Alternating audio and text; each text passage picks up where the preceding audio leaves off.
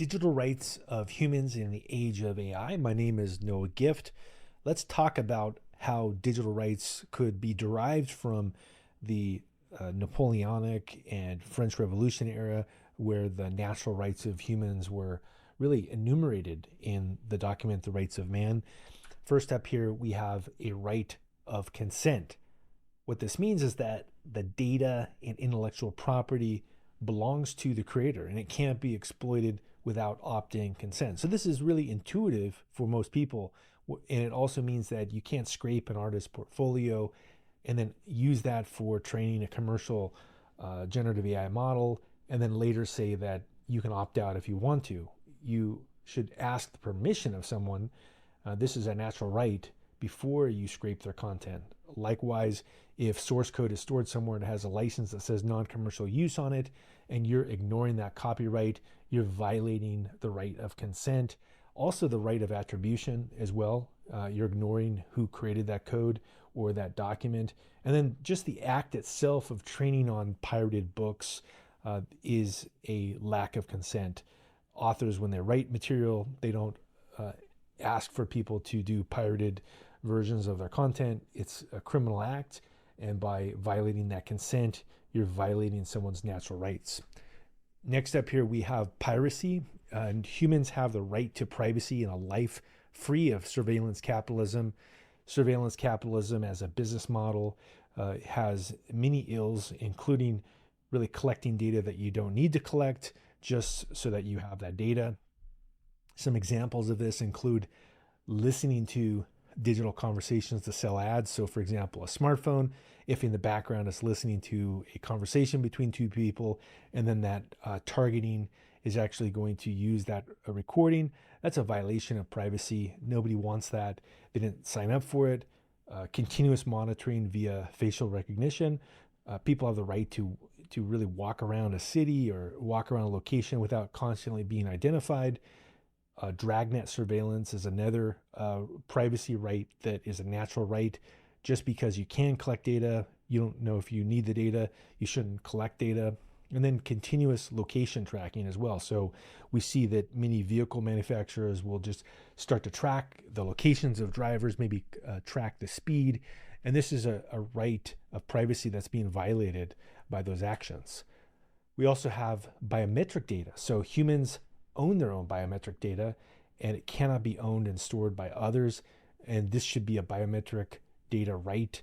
So for example, if an eyeball scan is sold for the equivalent of digital magic beans, this is a violation of that right to biometric data.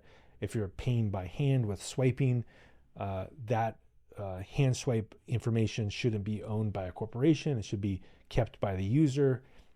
And the genetic information as well shouldn't be stored by a company. It's the right of that human that has access to their own genetic information, and they can decide what to do with it.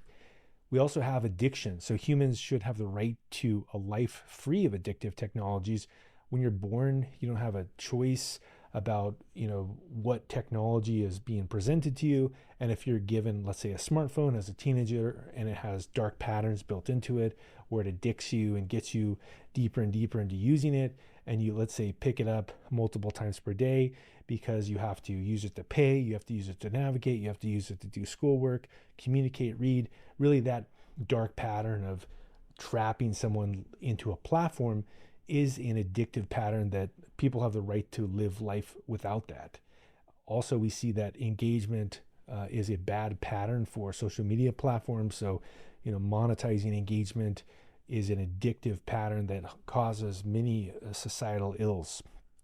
We also have algorithmic harm as a natural right here, or digital right. So humans should have the right to protection from algorithmic harm. And this means protection from conspiracy theories that hurt life and property. So let's say you're not a social media user, but you're in a neighborhood and a harmful meme is spread on social media, and then there's some kind of physical altercation or there's some kind of property damage. That is actually a result of that algorithmic harm. Other examples could include rental price fixing. For example, if a cabal of different organizations are locking in the price so that it's artificially inflated at a level that is harmful to society and increases homelessness. This is an algorithmic harm that people have a right to be free from. Also, you can think of the traditional ones that are often talked about, credit scoring, policing. You have a right to protection from algorithmic harm. We also have digital commons. So humans have the right to really use a digital commons that's free from exploitation and destruction, just like a park.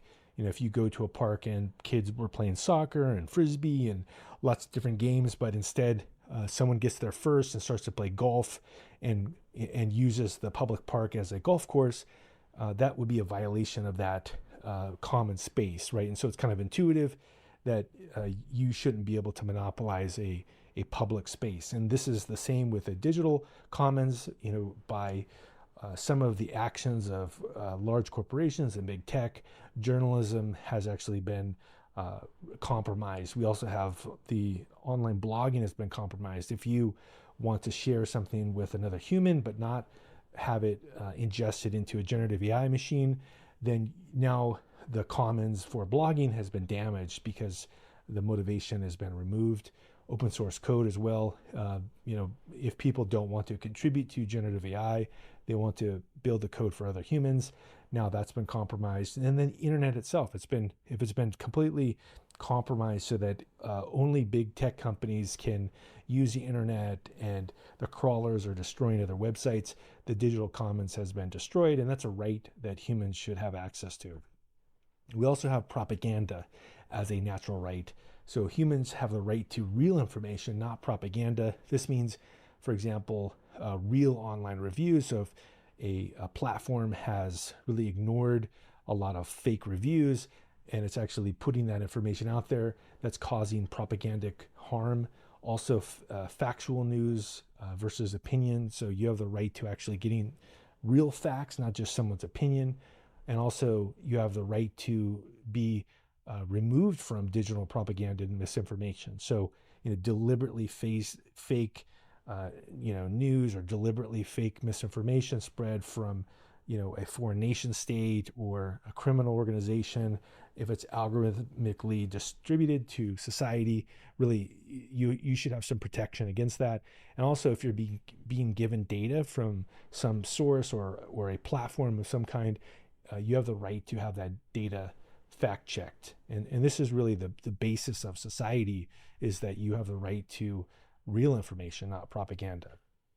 And then finally, really to wrap it all up, if we think of the business model itself, a lot of times you'll hear an excuse of, well, we couldn't do this if we didn't violate people's rights. Well, then your business model is the problem. A business model that depends on exploitation of a human's digital rights is defective by design.